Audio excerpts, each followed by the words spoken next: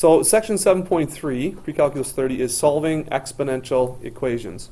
So we know that an exponential function is y equals some constant number, base, with an x in the exponent position. We know that. So what if we have an equation, not a function that we're graphing, but an equation, where something like this, 64 equals 2 to the power of x, and you're asked to solve. When you're asked to solve, that always means to find the missing value, right? You're solving for what's missing. And here, what's missing is the unknown variable, x. So there could be one or more solutions here to x, right, depending on what kind of function we're talking about or what kind of equation we're talking about. But we're looking for at least one value that would be able to substitute in there. Now, we could do trial and error. Some of these are pretty easy. You could just kind of like mentally do this, like, okay, well, 2 to the power of 1 is 2, 2 to the power of 2 is, so on. And so we could fill out something like this until we get an answer, but sometimes the answers may not be whole numbers or integers. They may be irrational numbers even.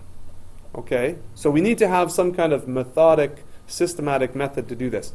So this would be good, though, off to the side here. 2 to the power of 0 is what?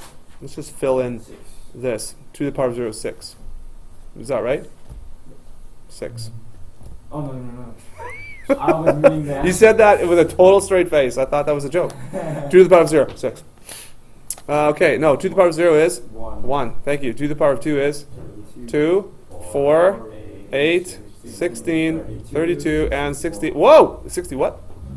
64. Okay, so it's because of this, one of the ways that we can solve an exponential equation is by trying to change both sides so that they have the same base. And then we can examine the exponents. If we have two values that where the bases are equal and they are equal themselves, then whatever their exponents are should be equal. So for example, if we had something like this, if I was to change 64 into 2 to the power of 6 and let that equal to 2 to the power of x, you can pretty clearly see what the unknown value is for x there, right? 2 to the power of 6 equals 2 to the power of what? 6, right? Pretty easy. So if the bases are equal in an equation, when you have two quantities, bases are equal, the exponents must also be equal. So here is how we can solve the 6 equals x. Easy. So the steps here, okay, if you have these written, maybe you started on this already, but write both sides of the equation with the same base. And if you have a single term on each side of the equation in the most basic of kinds, which we'll be studying here, then you can do that. And sometimes you can, sometimes you can't, but sometimes you can. And that would be your first option. Think about this as the same base. Now, if we had something like, if we had something like this, 67 equals 2x, well, now we have a bit of an issue, don't we? Because 67 is not on this list anywhere.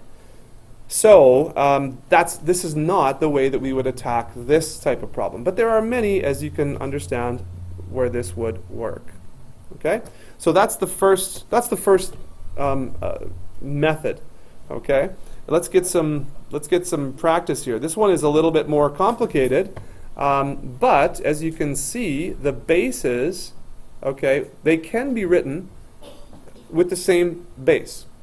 All right. Now I can't write 8 in terms of 4. 8 is not a power of 4, but both of these are powers of what? 2. Very good. So 4, now watch this. I'm going to focus on the 4 here. I'm going to leave the 2x out there for now, but I'm going to write 4 as 2 squared. Okay? So this becomes now 2 squared to the power of 2x. I'm also going to focus just on the 8, and I'm going to write that as a power of 2, which is 2 cubed, right? Or 2 to the power of 3 to the power of x plus 1. So when you do that, there are some other rules that come into play, which I have outlined on the right here. Okay, if you can see that. So that says that x to the power of m to the power of n, so if you have a power raised to a power, in order to simplify that, you multiply these exponents together. So what I'm going to do over here is rewrite this left side as 2 to the power of what? You help me. 4x. 4x. Very good. And this side is going to be 2 to the power of 3 Plus 3. times this, which is 3x plus 3. Yeah, we'll just distribute that. How do we do that? Yes, you're going to want to distribute that. I Yeah, thought that we leave it up because of like when you graph it. we're not graphing anything yet. Not graphing anything. We'll get to graphing. We'll get to graphing soon. But you can graph this just as well as you can graph 3 times x plus 1, right? Okay. So yeah, we're going to have to, in this solving algebraically, we're going to have to expand that out. So, all right. So now this is a very good position that we're in because we have a single term on each side of the equation. We have those terms are in the same base. So now we know that the exponents must equal each other. Hey, we have an x in each one. No problem. So the next line is just this. We know that the bases are the same, so 4x must equal 3x plus 3. Okay? And now we're in a position, you've been doing this for years and years. So we subtract 3x from both sides. You get x equals what? 3. So if we check that out, let's just see if that actually works here. So let's go 4 to the power of 2 times 3. That should equal 8 to the power of 3 plus 1. So what's 4 to the power of 6? 4096. Sorry?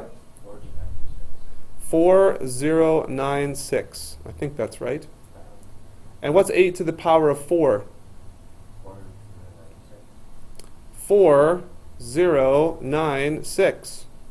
So you would do that on your calculator if you wish to check that, and you want to just make sure, and I maybe should show this. That's 4 to the power of 6, like I said. This is 8 to the power of 4. So if those are identical, then that means that we have solved for the unknown x properly. And just for those of you that don't believe Hoon over there, let's give it a try. Who doesn't believe Hoon? Everyone believes Hoon. Oh, there we go. 8 to the power 4. Huh. Look at that. Correct. So this checks out. Here's our answer. Got it? All right. So I tell you what, let's do this one. We're going to solve graphically. I'm going to teach you that in a second. But I want you to actually solve this algebraically. Then we'll solve it graphically. Okay? So solve this one algebraically. Graphically.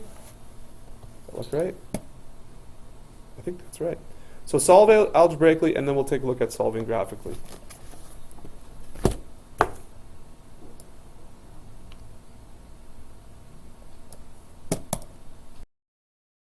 All right. So if you put both sides of the equation, the terms on both sides of the equation, if you transform them into the same bases, of course, 9 is a power of 3, and 27 is a power of 3. And so if you solve this through, you should get x equals negative 3 over 5. So this is not, trial and error is not a really good idea here, right? Trial and error. So it's good to have some methodical step by step. Now to check that, I did that on my calculator. So 9 to the power of, and I multiplied this through, is this number, and then 27 to the power of. So you get the same number. So that should check out. Now, any questions about that? Okay, simple algebraic. This is the big deal right here, right? You get to the same base and then you just solve. It's really easy. Now, what about solving graphically? I'm gonna put a little question mark there. How do we solve graphically? If we have an equation, you guys remember this from chapters before. If we have an equation and we want to solve graphically, what are we looking for? What do we do, or what are we looking for? Intercept. Okay, I heard the word intercept. What do you mean an intercept of what? Like an x-intercept, a y-intercept, like an interception in football? What are we talking about? Interaction where they meet each other. Okay, so an interaction, so where they meet each other. Good. Let's talk about that some more. What is they? Who's they? X and y? Two functions. Okay. So we're getting somewhere here now. So an intercept between two functions. So in an equation, how do I determine which functions I'm going to graph? So we're on the right path here. Solving an equation graphically involves finding an intercept between two functions. What are the two functions I'm going to be examining? Okay? I'm going to be examining y equals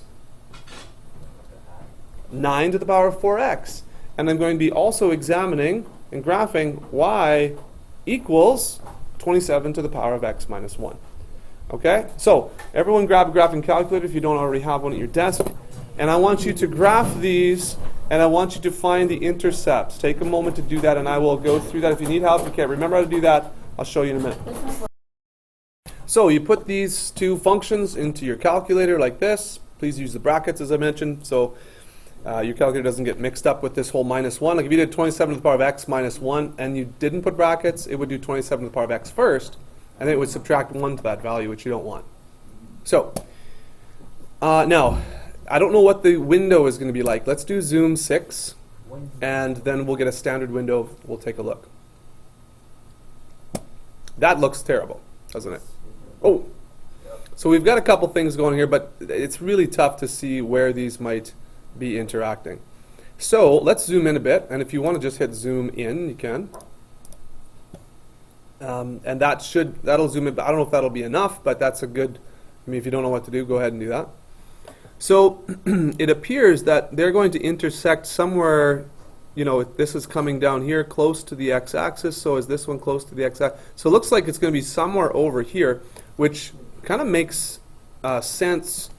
Our solution is negative 3 over 5, negative 3/5. And of course, that's going to be the x-intercept, or the x value of the intercept. So let's try it. So to find the intercept, you go second function, trace button, which is the calculate menu. Down to number 5 is intersect. And then it will go back to the graph screen, and it'll show you the first equation in the top corner. It'll ask you, is this the first curve? Yes. And then it'll flip to the second curve and show you the equation in the top corner, and you say yes again by hitting enter. And then it'll say, you want me to guess now? And you just say yes. If there's one intercept on the screen, it should zero in on that one intercept. And here you go, x equals negative 0.6. It'll just give you decimal. So negative 0.6 is indeed negative 3 over 5. All right? So did everyone get this? You need to be able to get this screen, okay? That processor, need to be able to do that on the TI-83 here. I can't get it. Okay, let me just go over everything real quick. Okay, so we got y equals. Make sure the plots are off.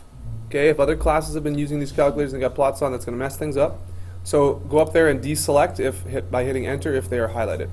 So you want to put in your two functions. Let's go zoom 6 as a standard window, and then we're going to see that this is not a real friendly thing. However, you could still do find the intersection point from this screen, no problem.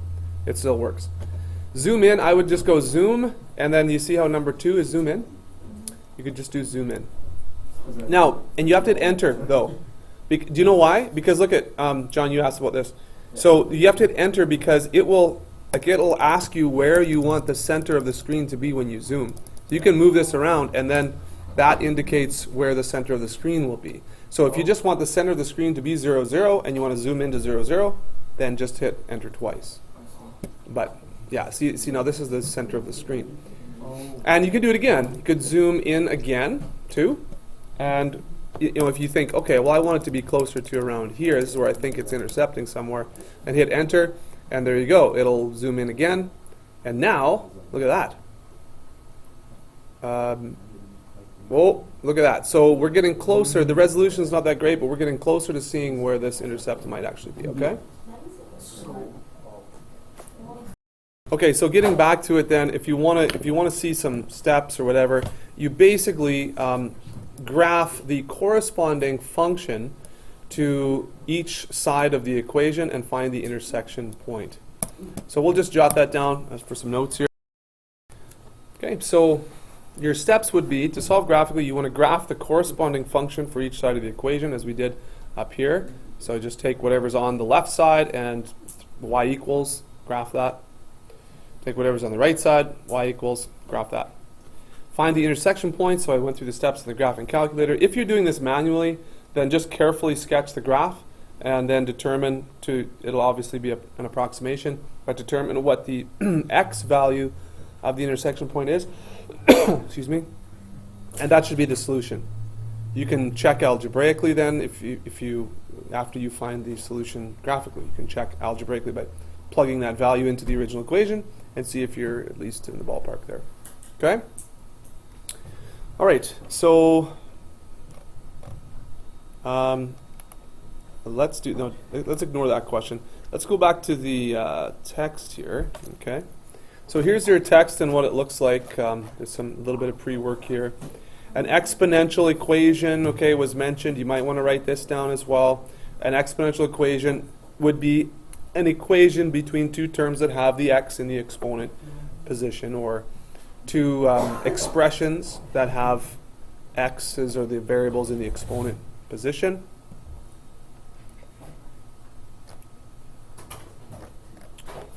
All right, so here's the first method. Express each side of the equation, each terms, all the terms in the equation with the same base, and let the exponents equal each other. Okay. This is sort of the last thing that I'll probably do with you, just get you some practice in understanding, fractional and rational exponents and how those work. I didn't do that with you, but here's the graphing. Okay. Very similar to what the question that we did here. You find the intersection point, right? Okay. All right. So, boys. Okay, so let's do this example together. Let's just clip this out and make sure that we have an understanding of how this works. So just some we'll do a couple here. This is the first one. So just so you have an understanding of how the exponents work, right? When you have a power of 1/3, guys, you want to remember that that is actually 27. That's the cube root of 27, right? Right. When you have something like this, the cube root of 81 all squared, that is the same as 81 to the power of 2/3. Right?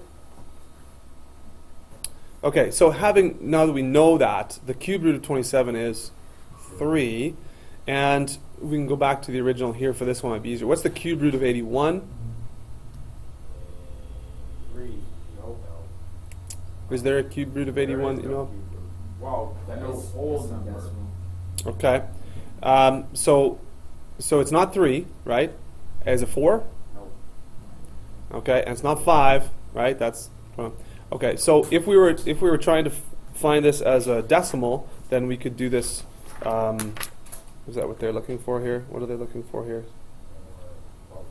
This question is actually asking to write it as not a quantitative answer, like not to evaluate, but to write it as a single power. So let's do that. So we don't have to find the answer, but we have to write it as a single power. So in this case, 27 is 3 cubed, right? And then to the power of 1/3. And 81 is 3 to the power of 4, right? To the power of 2/3. So if we're asked to write this as a single power, which this is what the question is, then here we have the same base, okay? And so what do we do? Well, let's simplify this. So that's going to be 3 to the power of 3/3 when you multiply those. This is going to be 3 to the power of 8/3. Do you remember what you do when you have this situation to simplify? Because I can actually write this as a single power now. What's the rule? Yes. A power raised to a power, you multiply. When you're multiplying two different powers with the same bases, you add the exponents. So this is going to be 3/3 plus 8/3. And that's going to be 3 to the power of 11/3. And obviously this would be a decimal if we were to evaluate that, right? Okay. And I think this is part of your assignment, possibly, 3C. So they're asking you to write this as a single power. So I tell you what, why don't you take 1 minute and just do this on your own right here. This is square root of 16 times the cube root of 64 all squared. So write this as a single power, this one over here. Okay.